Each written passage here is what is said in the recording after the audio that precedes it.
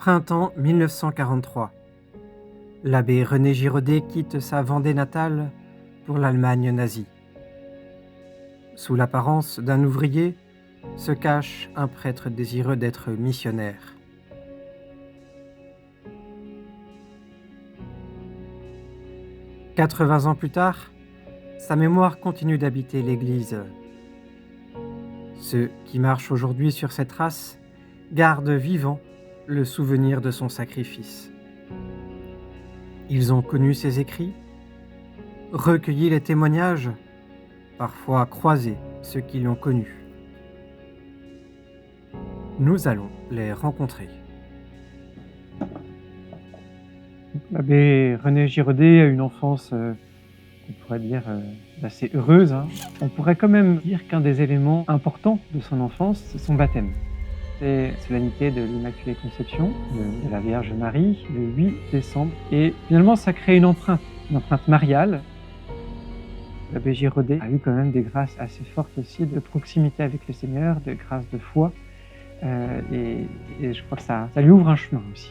Un enfant assez dynamique, assez joueur, qui préfère courir plutôt que rester assis sur une chaise, qui aime bien faire quelques bêtises aussi. Il va créer quand même la désolation chez ses enseignants. On a ces anecdotes de pères des séminaires qui viennent chez les parents en disant « mais qu'est-ce qu'on va faire ? Est-ce qu'on va pouvoir le faire continuer sa formation ? Parce qu'il ne bosse pas. » C'est pas qu'il n'était pas intelligent, bien au contraire, mais c'est quelqu'un qui n'était pas très motivé par les études. Ça s'affermira notamment en Mission étrangère de Paris, où il va travailler davantage. Les missions étrangères de Paris ont été créées en 1663 pour répondre à l'appel de la papauté, c'est-à-dire de la propagation de la foi, pour organiser l'évangélisation, la mission, dans les territoires extra-européens qui viennent d'être colonisés. On a notamment un dialogue qui nous est rapporté avec sa grand-mère, qui avait le désir pour lui qu'il soit prêtre, et il exprimait déjà, je dirais, la gravité de la réponse à cette question-là. Et petit à petit, cet appel va vraiment mûrir en lui, prêtre et missionnaire. Il a toujours vraiment exprimé de répondre à l'appel de Dieu. Alors ce n'est pas très courant, il faut le dire, parce que c'est une vocation très originale finalement, et très exigeante, mais il y a encore de nombreux jeunes qui partent en Extrême-Orient. Les missions étrangères de Paris vont lui faire les différentes étapes. Il va être ordonné prêtre en décembre 1931. À l'époque, partir en mission en Asie, c'était un aller simple, comme un voyage très compliqué. Il n'y avait pas de retour, que ce soit le martyre ou autre, mais c'était vraiment un envoi pour toujours. Cet envoi en mission lui est refusé. En parallèle, il va avoir des problèmes de santé, plusieurs problèmes de santé à répétition. Monsieur le vicaire général, un second examen médical n'a fait que confirmer le premier. Son envoi en mission n'étant pas possible, nous lui avons conseillé de solliciter son incardination à un diocèse de France et il est tout naturel qu'il ait songé en premier lieu à son diocèse d'origine. Au moment de son ordination, il y a, je dirais, un peu une double émotion pour l'abbé Giraudet, à la fois cette grande joie d'être prêtre.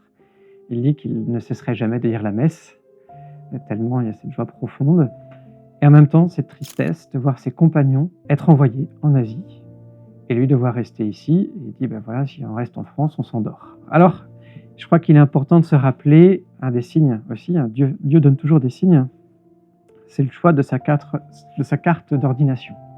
Il y en avait plusieurs, et notamment une, « Avec le Christ, je suis cloué à la croix », et on voit le Christ qui est sur le calvaire, et un prêtre attaché à la croix. Et finalement, ça donne cette dimension de la volonté, qui est non pas ma volonté, Père, mais ta volonté. Alors, il va demander quand même à plusieurs reprises de pouvoir être envoyé en mission au MEP, même après être revenu en Vendée, et cela lui sera refusé notamment par l'évêque de l'époque et son curé. Il ne faut pas oublier, il y a plusieurs prêtres qui ont fait la guerre de 14. Ils en sont revenus et ils ont vu ce qu'était la déchristianisation. Et la chose les a marqués. Tous ces gens-là sont très très sensibles à ce nouvel apostolat, un apostolat adapté à la jeunesse. Donc, le départ de l'abbé Giraudet s'inscrit dans un cadre sans doute un peu plus large que la question de sa santé, c'est-à-dire quelle est la politique d'envoi dans d'autres lieux que le diocèse qui a besoin de prêtres et qui a besoin de jeunes prêtres. Les paroissiens qui sont là depuis longtemps nous ont transmis son souvenir et sa mémoire. Parce que leurs parents ont été avec l'abbé Girodet, et quand ils étaient avec l'abbé Girodet, ça les a tellement marqués qu'ils ont continué à en parler, à le transmettre à leurs enfants, qui à leur tour nous ont transmis son souvenir et sa mémoire. Alors effectivement, quand l'abbé Girodet est arrivé à Saint-Thierry-au-Loulay en tant que vicaire en 1932, de ce que nous ont raconté les paroissiens, il ne voulait pas rester ici. En fait, il voulait repartir en mission en Asie. Et donc de 32 à 34, il continuait de correspondre avec les missions étrangères, il a passé un second examen, mais finalement il n'est pas reparti. Alors je crois que c'est à cause de son curé Morin, qui voulait vraiment qu'il reste à Saint-Hilaire, parce que c'était un jeune prêtre très dynamique. Comme j'ai eu l'honneur de vous le dire à mon dernier voyage à Luçon, le 16 janvier 1939, je n'ai pas à me plaindre actuellement de monsieur l'abbé Girodet.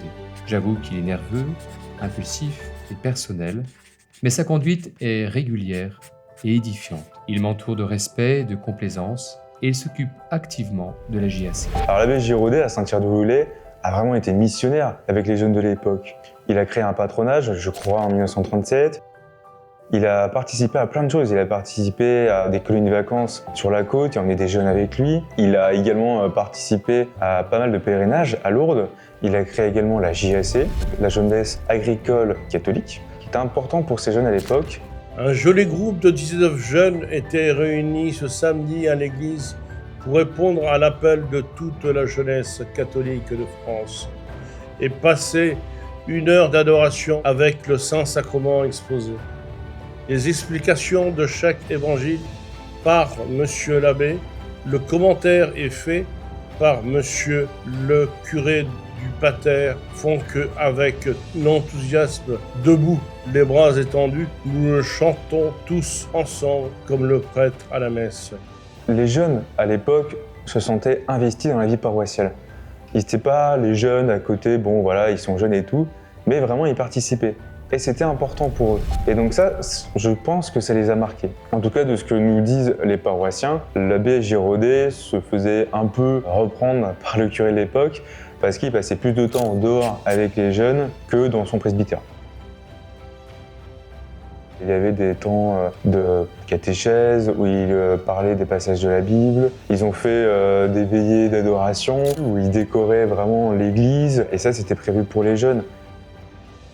L'abbé voit aussi les choses en grand. Il a donné comme mission à ces jeunes de construire un avion. Donc cet avion, il existe encore. Il a acheté des plans et il a dit à ces jeunes, voilà, on va fabriquer cet avion. Et d'abord, ils ont dû récolter des fonds. L'abbé Girodet avait beaucoup de ressources. Les paroissiens m'ont raconté qu'il était au château de la Lande pendant une kermesse avec un panier et il faisait circuler pour avoir des fonds pour pouvoir construire cet avion. Et c'est quand même incroyable pour des jeunes de l'époque de se dire, bon bah, on va construire un avion. Aujourd'hui, je ne suis pas sûr qu'on fasse non plus. Si vous voulez, quand l'abbé Girodet arrive en paroisse comme vicaire puis comme curé, il rentre dans cette dynamique diocésaine voulue par Monseigneur Garnier, voulue par les prêtres qui l'entourent. Tous ces gens-là ont des idées extrêmement précises de ce qu'il faut faire et ce qu'il ne faut surtout plus faire. Voilà. Que faut-il ? Eh bien, il faut dynamiser les œuvres dans le cadre du système paroissial. Et dynamiser les œuvres, c'est quoi ? Eh bien, c'est créer un club de foot, un club de basket. Il va falloir repenser les patronages. Et qui va s'occuper de cela ? Eh bien, les jeunes prêtres. Et ces jeunes prêtres, comme l'abbé Girodet et comme tant d'autres, vont être porteurs de ce dynamisme. Il a vraiment touché le cœur de ces paroissiens, en tout cas de ces jeunes paroissiens. C'est ce que nous racontent les paroissiens d'aujourd'hui.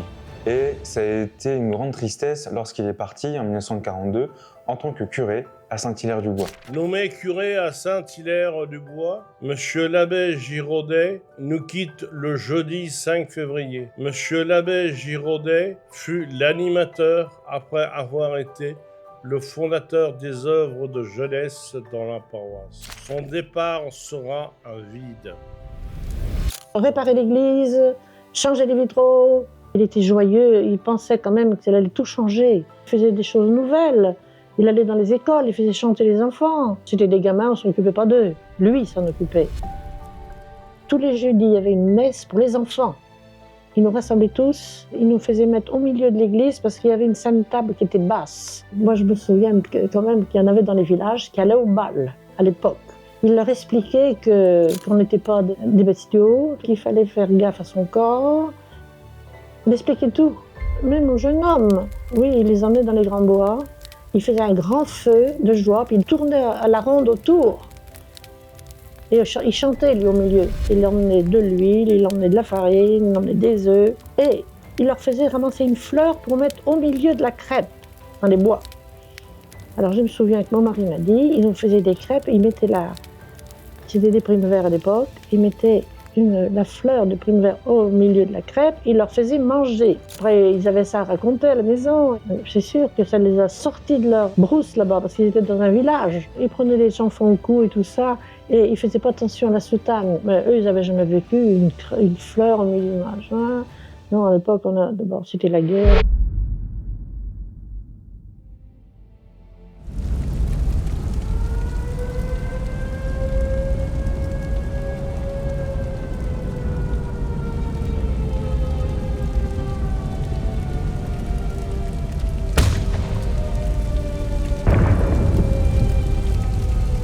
C'était la deuxième guerre, la tristesse. La déclaration de guerre, c'est un échec. On a vu tous ces gens et on voyait encore tous ces gens qui avaient été meurtris par la guerre de 1914. La séparation, qui est la première étape à partir de la mobilisation, est terrible parce qu'elle renvoie à des images d'un autre temps. Elles étaient restées que des femmes. Alors, elles avaient la trouille, oui, oui. L'occupation, on ne savait pas ce que c'était. Jamais la Vendée n'a été occupée lors de la guerre de 14, lors de la guerre de 70. On voit des Allemands arriver, motorisés, et en 3 jours, à compter du 21 juin 40, eh bien, les Allemands s'installent, ils prennent des maisons, ils investissent des bâtiments publics. Ma mère, elle m'a dit, ils sont les maîtres chez nous. On avait des escaliers, des chambres hautes, ils couchaient là-haut. Ils avaient 2 chambres, je crois. Ils réquisitionnaient tout ce qu'ils pouvaient pour être dans le bourg. L'Allemagne est donc engagée dans une guerre totale. Il y a donc d'énormes besoins de main-d'œuvre et l'Allemagne sollicite, et en particulier la France, qui va envoyer de la main-d'œuvre, pas assez. Pierre Laval, revenu au pouvoir en avril 1942, organise en septembre le système de la relève. 3 ouvriers français partent en Allemagne, un prisonnier de guerre revient. Ça marche pas très bien. Donc en février 1943, est institué le service du travail obligatoire qui oblige les jeunes hommes français à partir travailler en Allemagne. Il n'avait pas pu être missionnaire comme il voulait au départ. Alors là, il a voulu absolument partir parce qu'il se voyait utile là-bas, il voyait ce qui se passait. Mais il a été voir l'évêque et puis l'évêque n'était pas trop d'accord. Nous avons changé d'évêque et arrive un jeune évêque, il a 44 ans de mémoire, qui a fait les 2 guerres, blessé très gravement pendant les 2 guerres. Donc, il sait ce qu'est la guerre, il sait ce qu'il y a derrière, et s'il résiste peut-être au départ, c'est sans doute pour éprouver la vocation de René Giraudet. On ne voulait pas qu'il s'en aille, personne ne voulait qu'il s'en aille. Il nous faisait revivre.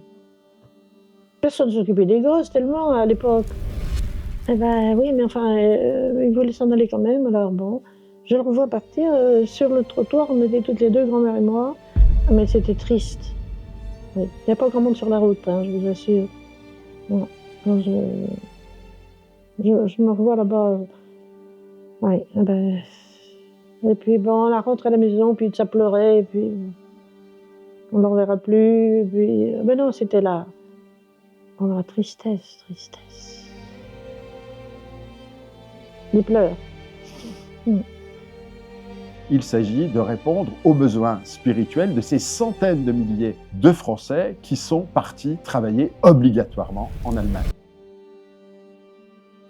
Mon cher Émile, 2 mots. Je pars demain comme photographe à Berlin. Je t'envoie ma photo. Ne le dis à personne, on se foutrait de moi. Sérieux. Quand l'abbé est parti en 1943 en Allemagne, il lui avait annoncé qu'à lui de ne pas en parler d'ailleurs.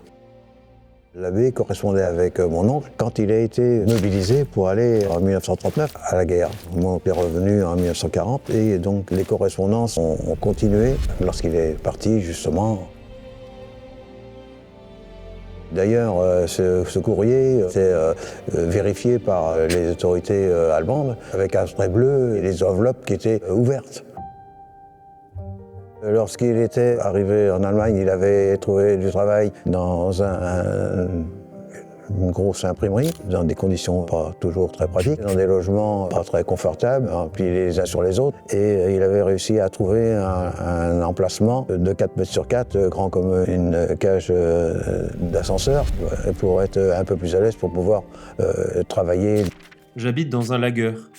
C'est là que j'ai élu domicile, j'ai logé mon lit et je bénéficie d'une venelle entre le lit et la porte. Mais je suis chez moi. Je peux lire, écrire, méditer à mon aise. Je suis donc très heureux. Dans les compagnons de travail, toutes ces personnes qui étaient avec lui n'étaient pas obligatoirement des catholiques. J'ai eu l'occasion de rencontrer il y a un mois un brave type qui ne pouvait dire une phrase sans jurer 2 fois du nom du bon Dieu. Nous avons abordé le chapitre religion, mais il était ennemi des curés. Ce sont tous des pourris, m'a-t-il solennellement déclaré. Des parasites, des feignants, des pourris. Ils arrachent leur héritage aux mourants. À la fin, ils étaient devenus famille, si on veut. Ne serait-ce que par les chocolats et les produits qu'ils recevaient de mon oncle régulièrement pour venir à leurs besoins. Reçu ce matin au courrier ton kilo de chocolat. Que tu es gentil. Tes indications extérieures nous ont tous amusés. Nature, chocolat. Poids, 1 kilo. Valeur, 30 francs. Si nous voulions revendre ton chocolat, ce serait valeur 50 marques. Mais sois bien assuré qu'il sera pour des dents françaises et ne sera pas monnayé. Il disait que c'était vendredi saint tous les jours. Et la vie n'était pas toujours aussi rose. Dans son courrier, l'abbé expliquait ses journées de travail où il y trouvait quand même quelques minutes parfois pour pouvoir s'organiser pour sa vie spirituelle. Nous avons décidé entre nous, je te le transmets, de suivre cette devise. Pour le travailleur à l'étranger, c'est vendredi saint tous les jours. Son sacerdoce, il exerçait clandestinement dans des forêts ou les après-midi qu'ils avaient de disponibles, en cachette. Il avait réussi à faire fabriquer par ses compagnons de captivité un ostensoir. Je sais qu'ils ont fait ça avec des trucs de récupération. Je ne veux pas dire que ce sont des emballages d'obus, mais c'est pas loin. L'ostensoir avait comme support de l'hostie une médaille de Saint-Joseph. Donc, une vie discrète, à la limite clandestine, pour servir ses besoins spirituels. L'organisation de ces laïcs français qui sont partis, y compris de ces laïcs de l'Action catholique, on pense à la Joque et Marcel Callot. Et donc il faut faire cela de manière très prudente, parce que le régime national-socialiste est violemment antichrétien, violemment anticatholique. Et d'ailleurs, au bout d'un moment, les autorités allemandes prennent conscience de ces activités catholiques au sein des Français et l'interdisent par un décret Kaltenbrunner du 3 décembre 1943 qui punit de mort toute activité catholique au sein de cette communauté française. C'est dans le cadre de ce décret que l'abbé René Giraudet est arrêté, déporté, torturé. Il est déporté le 23 septembre 1944 dans un camp de concentration. Ensuite, il est déporté au camp de concentration de Bergen-Belsen, où il attrape le typhus. Le 15 avril 1945, le camp est libéré par les troupes américaines. Il sera rapatrié ensuite par un avion sanitaire en France et décédera le 12 juin 1945 à l'hôpital du Kremlin-Bicêtre.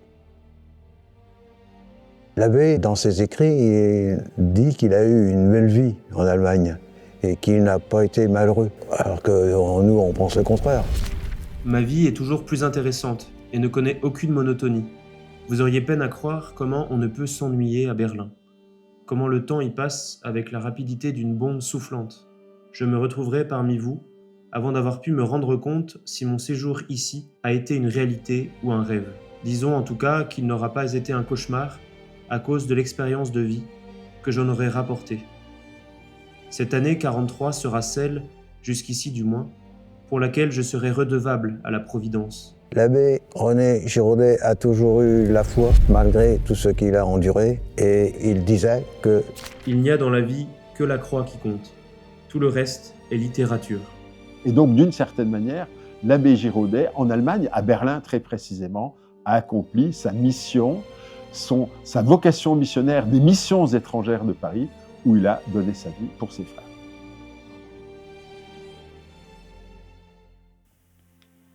Puis, il a été rapatrié en Vendée, et une grande foule était venue pour lui rendre cet adieu. Et cette action de grâce aussi au Seigneur pour cette vie donnée, et très vite, on l'a qualifié de martyr. Et des grâces sont venues par son intercession. Ouais, je dirais jusqu'à moi aujourd'hui, j'ai fait sa découverte en 2012, grâce à Yvonne Lardois, une paroissienne de Chantonnay, qui avait été très marquée par cette figure de sainteté. Et j'en ai fait un ami spirituel, alors que je discernais moi-même ma vocation à devenir prêtre. Une vie de missionnaire qui m'a touché, une vie donnée pour les autres, jusqu'au bout, donnée pour les jeunes, comme ça a été une grande partie de son ministère à Saint-Hilaire de Loulay, une vie donnée pour tous, Saint-Hilaire-du-Bois, dans ces 2 paroisses, et puis bien sûr en Allemagne. Il disait, c'est vendredi saint tous les jours en Allemagne, pour les travailleurs. Cette union au Christ, cette union au mystère de la croix, qui l'a accompagné depuis notamment ce jour de l'ordination. Je vous parlais de sa petite carte au début. Il est devenu prêtre dans son propre chemin de sainteté. Voilà. Il n'a pas cherché à être quelqu'un d'autre que lui-même, en fait. Et même si, il a bataillé dur par rapport parfois à son tempérament, il a eu une vie très ascétique.